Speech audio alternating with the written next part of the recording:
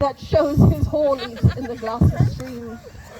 There, with fantastic garlands did she come, of crowflowers, nettles, daisies, and long purple.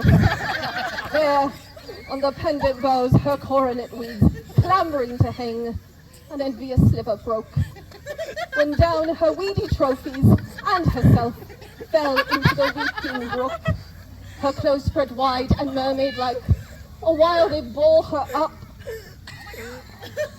with times enchanted snatches of old tunes. Are you doing all right over there? Okay. We're not done yet. We're not done yet.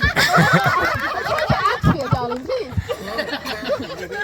As one incapable of her own distress, or like a creature native and endued unto the element. But long it could not be, till that her garments, heavy with their drink, pulled the poor wretch from her melodious lay to muddy death. That's it. You're my favorite Ophelia of the day, Lauren. Really wonderful. Good job. Take your bow. That was incredible.